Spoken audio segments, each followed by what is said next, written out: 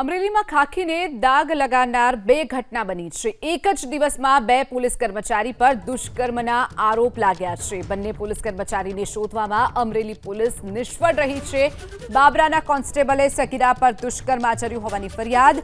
સગીરાનું અપહરણ બાદ દુષ્કર્મ આચર્યું હોવાની ફરિયાદ નોંધાઈ છે। રવિરાજસિંહ ચૌહાણ નામના પોલીસ કર્મચારી પર આ આરોપ લાગ્યા છે। રવિરાજસિંહ સામે અપહરણ, દુષ્કર્મ અને પોક્સોના ગુના બાદ ફરિયાદ નોંધાયા બાદ રવિરાજસિંહ ચૌહાણ ફરાર થઈ ગયો છે। હેડક્વાર્ટરમાં ફરજ બજાવતા મહેશ સોલંકી સામે પણ આરોપો લાગ્યા છે।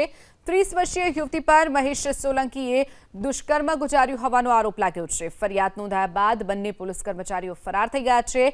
બંને પોલીસ કર્મચારીને પકડવામાં અમરેલી પોલીસ નિષ્ફળ રહી છે। વધુ વિગતો સાથે સંવાદદાતા હરેશ ખુમાણ આપણી સાથે સીધા જોડાઈ ગયા છે। હરેશ, જે રીતે એક જ દિવસમાં બે પોલીસ કર્મચારીઓ પર દુષ્કર્મની ઘટનાની ફરિયાદ નોંધાઈ છે, બીજી તરફ અમરેલી પોલીસ હજુ સુધી આ બંને પોલીસકર્મીઓને પકડી શકી નથી, શું વિગતો? શિવાંગની, જે પ્રમાણે ગુજરાત પોલીસને જે કલંકિત ઘટના જે છે તે અમરેલી જિલ્લામાં સામે આવી છે। બે પોલીસકર્મી દ્વારા દુષ્કર્મ આચર્યું હોવાની ફરિયાદ નોંધાતા પોલીસ બેડામાં ખળભળાટ મચી ગયો છે। જોકે રક્ષક જ ભક્ષક બન્યા હોવાના જે હાલ અત્યારે જે આરોપો લાગ્યા છે અને બાબરા પોલીસ સ્ટેશનમાં જે ફરજ બજાવતો રવિ નામનો જે પોલીસકર્મી તે 14 વર્ષની સગીરા સાથે દુષ્કર્મ આચર્યું હોવાની ફરિયાદ નોંધાણી છે અને પોસ્કો હેઠળ પણ તેમની સામે ગુનો નોંધાયો છે। ત્યારે અમરેલી હેડક્વાર્ટરમાં ફરજ બજાવતો જે મહેશ સોલંકી નામનો જે પોલીસ કર્મચારી જે છે તેની સામે 30 વર્ષની મહિલાએ તેમની સામે દુષ્કર્મ આચર્યું હોવાનો અને લગ્નની લાલચ આપી અને તેમણે શરીર સંબંધ બાંધ્યા હોવાની ફરિયાદ નોંધાણી છે। ત્યારે હાલ અત્યારે પોલીસ દ્વારા બંને પોલીસકર્મીની શોધખોળ શરૂ કરી છે, પરંતુ જે પ્રમાણે સામાન્ય કોઈ આરોપી હોય તેને પોલીસ ઝડપી લેતી હોય છે, ત્યારે આ અમરેલી જિલ્લાના બે પોલીસ કર્મચારીઓ સામે જે દુષ્કર્મની ફરિયાદ નોંધાણી છે, બળાત્કારના આરોપો લાગ્યા છે, ત્યારે આ બંને પોલીસ કર્મચારી પોલીસ પકડથી દૂર છે। ત્યારે એક આ પોલીસને પકડવામાં નથી આવ્યા તેને લઈને પણ હવે સવાલો ઉઠી રહ્યા છે। ચોક્કસથી હરેશ, જોડાવા બદલ અને માહિતી બદલ આપનો આભાર। આગળ વાત કરીએ, અમરેલીના એસપી સંજય ખરાત વિરુદ્ધ ભાજપના દિગ્ગજ નેતાઓએ મોરચો માંડ્યો છે। સહકારી આગેવાન દિલીપ સંઘાણીએ એસપી સંજય ખરાતનો ઘેરાવ કરવાની પણ ચીમકી ઉચ્ચારી।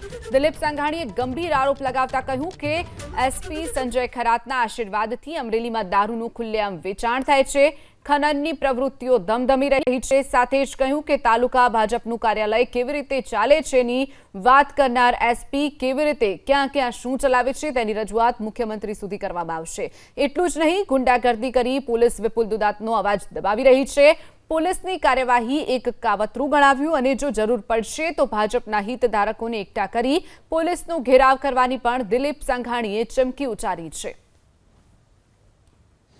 અમરેલીમાં દારૂ, અસામાજિક પ્રવૃત્તિઓ, રેતી ખનન સંપૂર્ણ ડીએસપી સંજય ખરાતના આશીર્વાદથી ચાલે છે એમ કહેતા મને લેશ માત્ર સંકોચ નથી।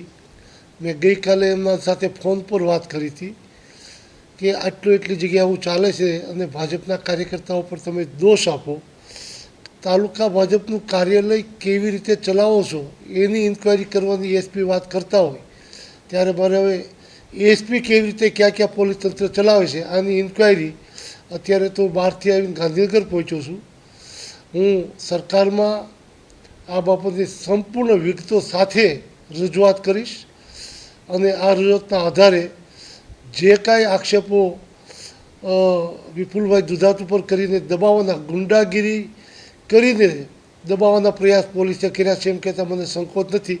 વિપુલ દુધાતના મમ્મી સરપંચ છે, આખા ગામમાં 25-30 પોલીસનું ધાડું લઈને ગલીએ ગલીએ ફરીને વિકાસના કામ ચાલતા હોય ત્યાં સ્વાભાવિકમાં રેતી કપચી બાકી હોય એનું બધી ઇન્ક્વાયરી કરીને એના પ્લોટમાં પડી હોય ત્યાં જવાબ લઈને વિપુલ દુધાતના નામને સામેલ કરવાના જે પ્રયત્ન કર્યા છે મને લાગે છે એક મોટું કાવતરું છે અને આ કાવતરા અંગે આની પૂર્ણ તટસ્થતાથી ઇન્ક્વાયરી થાય અને પોલીસ તંત્રને છાવરે છે આવી પ્રવૃત્તિને, આ એસપી છાવરે છે એની સામે પગલાં લેવાય।